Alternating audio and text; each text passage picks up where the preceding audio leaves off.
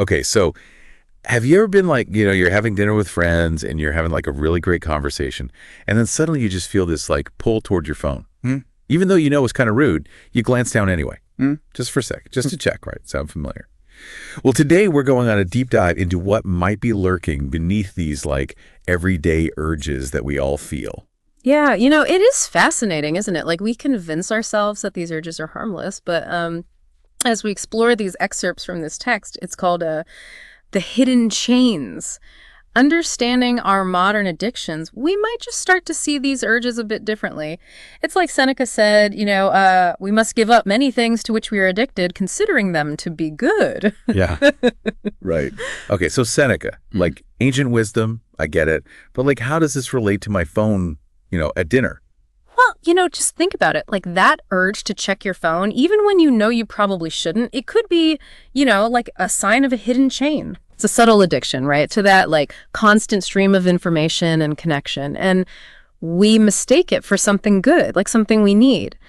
But it might actually be controlling us, more than we even realize. Okay, so it's not just about like substance abuse.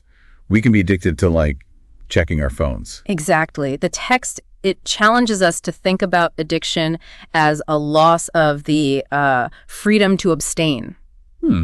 Freedom to abstain. Like, can you imagine like putting your phone away for a whole day? Or even like just having a conversation without like instinctively reaching for it? Wow. Like that discomfort, right, that you might be feeling right now, that's actually like a clue, to how strong these like hidden chains can be. Okay, yeah. I'll admit, just the thought of being disconnected for a whole day, it makes me a little anxious, But I guess that unease, it's like, it is revealing something important, right? It's like, maybe this isn't as harmless as I thought it was. That's a great insight. The text, it highlights some like really vivid examples of how these hidden chains operate. It's not just the phone, it's also like that morning coffee, that you feel like you can't even function without. Or it's like it's mindlessly scrolling through social media, just watching one more video, even though you have like a ton of work to do. Yeah, and those seemingly insignificant things like that harmless cup of coffee, they can turn into something much bigger, can't they? They absolutely can. The text emphasizes the gradual nature of it all. It's like a slow drip, drip, drip that eventually like just erodes our willpower. We go from enjoying these things to actually like needing them, almost without realizing it. Yeah. And that's where we start to see the real cost, So it's not just about like wasting time or just feeling a little like sluggish. It goes much deeper than that. These dependencies can cloud our clarity, make us like, more impulsive, and they weaken our ability to make like conscious choices. Imagine, feeling like physically anxious because you haven't checked social media in an hour. Like that's the grip that these hidden chains can have on us. Okay. Wow, this is getting a little intense. But I'm also starting to see things in a new light, like maybe those late night online shopping sprees, they aren't just a guilty pleasure. Maybe there's something I need to examine a little more closely. And that self-awareness is a crucial first step. The text, it connects this to Stoic philosophy. Seneca and the other Stoics, they believed that freedom came from understanding and accepting like what we can control. Right. And by acknowledging these hidden chains, we're actually taking a step towards reclaiming that control, So instead of feeling powerless against these urges, we can actually use them as like a starting point to understand ourselves better. Exactly. The text uses a really powerful analogy. It's like breaking links in a chain. We don't have to shatter the whole thing at once. We can start by identifying those individual links, those specific drivers, right, that keep us bound. And then like one by one, we can start to weaken them. Okay, I'm starting to see how this goes way beyond just like kicking a bad habit. It's about a fundamental shift in how we approach our desires and our impulses. But like, how do we actually pinpoint those drivers? What are we like looking for? Okay, so we're talking about these drivers, the like hidden forces that fuel our not so harmless habits. But how do we actually like spot them in our daily lives? It feels kind of abstract, Think of it like, becoming a detective in your own life. You're looking for clues, right? Patterns in your behavior. What situations trigger those urges? What emotions precede them? So like if I find myself reaching for my phone every time I feel a little bit bored, that's like a clue. Exactly. Boredom could be one of your drivers. Or maybe it's loneliness. stress, anxiety, right? Like anything that create like an internal discomfort that you try to soothe with, like that quick hit of dopamine Right. from your phone, that online purchase, or whatever, right? Whatever your particular chain might be. Thinking about it, I do notice I online shop more when I'm feeling a little down, like it's a quick fix for a bad mood. Never thought of it as a driver before, though. It's amazing, like how we often don't even recognize these patterns until we start looking for them. Right. And once you've like identified a driver, you can start to develop strategies to kind of interrupt that automatic response. That's where the Stoics come in again. Wait, so how does like ancient philosophy help with like my modern day like shopping sprees? The Stoics, they practice something called negative visualization. They'd imagine like losing the things that they valued most to lessen their dependence on them. So, in your case, you could try visualizing like your credit card getting declined or your favorite shopping site crashing. It sounds a bit strange, but it can actually, help weaken the hold those things have over you. Okay, I mean, I'm willing to try anything at this point. Yeah. But honestly, the idea of like facing those uncomfortable emotions head on instead of just like numbing them with shopping, I mean, that feels pretty daunting. It's definitely a challenge. And the text, it doesn't sugarcoat that. It requires building up that mental muscle, that freedom to abstain we were talking about earlier. Right. But it's like training for a marathon. You don't just like start by running 26 miles, You start small, you gradually build up your endurance. So maybe instead of like trying to quit cold turkey, I could just, start by setting some limits, Yeah. on my online shopping, like designating specific days or times when I'm allowed to browse. That's a great example of a practical step that you can take. And each time you resist that urge to impulsively buy something, you're strengthening that abstain muscle. You're proving to yourself that you have the power to choose. Yeah, this whole conversation, it's really shifted my perspective. Before it felt like I was just like battling these bad habits, just trying to like white knuckle my way through. But now it feels more like I'm on like a journey of self-discovery, like learning to understand myself and just make more conscious choices. That's exactly it. And as you progress on this journey, you'll likely find that some of the things that you thought you needed, they were actually just, chains holding you back. Yeah. Remember what Seneca said about challenging what the crowd considers desirable? Right. Maybe true freedom comes from questioning those desires, those things that we've allowed to become so central to our lives. So it's not about like denying ourselves pleasure or like becoming some kind of like ascetic monk. Not at all. It's about, recognizing that true pleasure, true fulfillment, it comes from living in alignment with our values. Maybe that late night online shopping spree, it's actually preventing you from getting enough sleep, right? Which in turn impacts your mood and energy levels the next day. So by breaking that chain, you're not just like saving money, you're reclaiming your well-being. Okay. Yeah, no, I'm starting to see the bigger picture here.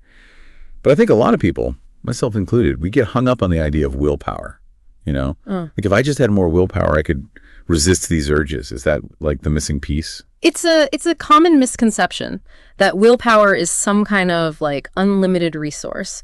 The text, it highlights that willpower is actually quite finite, it gets depleted throughout the day. Oh, okay. That's why it's so important to be strategic about how we use it. Okay. So instead of trying to resist like every temptation that comes our way, we need to pick our battles. Focus on the chains that are having the biggest impact on our lives. Exactly. And that's where understanding your drivers becomes so crucial. By identifying those key triggers, those specific situations or emotions that make you, vulnerable, you can concentrate your willpower on those moments. You're essentially choosing your battles wisely, ensuring that you're using your limited willpower resources effectively. Okay, this makes so much sense. It's not about being superhuman. It's about working smarter, not harder. Absolutely.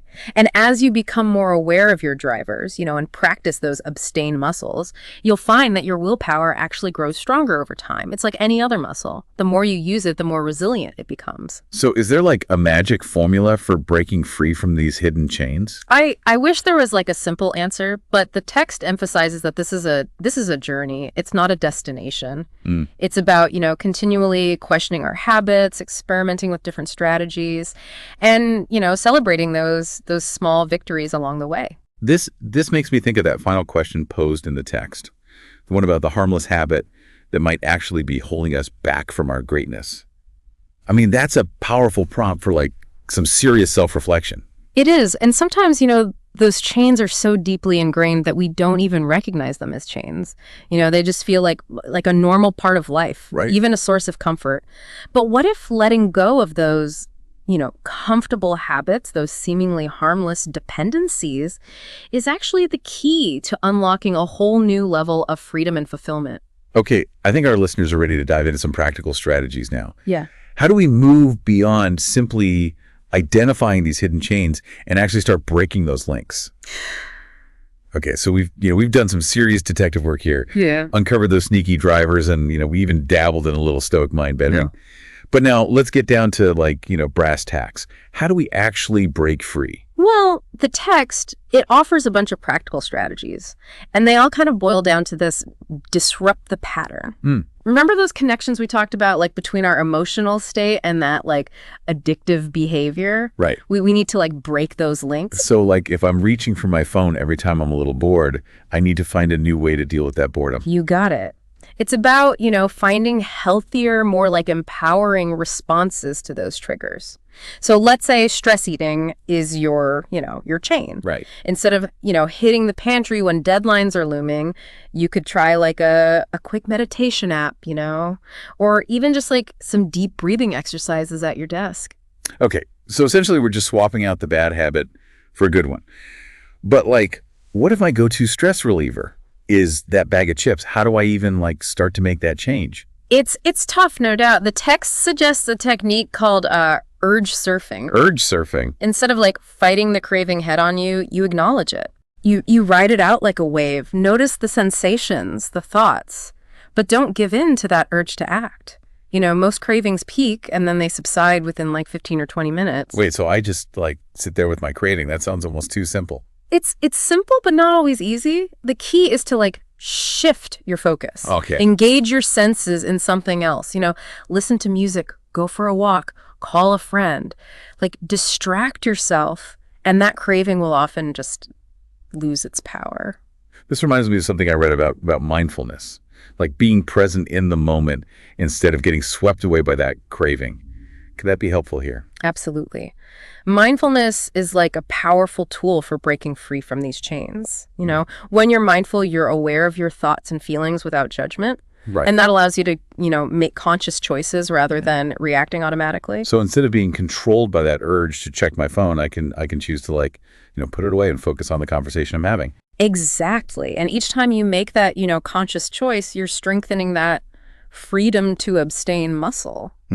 Yeah, no, it's empowering, actually. Instead of feeling like a victim of my habits, I can actually take control. That's the whole point. And remember, the text emphasizes that it's a journey, not a destination. Right. It's okay to slip up, to have those moments where you fall back into, old patterns. Because we're human. Right. We're not robots programmed for perfect self-control. Precisely. The key is to not get discouraged by those setbacks. View them as learning opportunities. What triggered the slip up? How could you respond differently next time?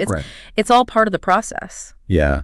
This whole conversation has really shifted my perspective on so much. It's not just about breaking bad habits. It's about understanding myself better, making choices that align with my values, and ultimately living a more fulfilling life. That's beautifully said. And it really captures the essence of what the text is trying to convey. Breaking free from these hidden chains isn't about deprivation. It's about liberation.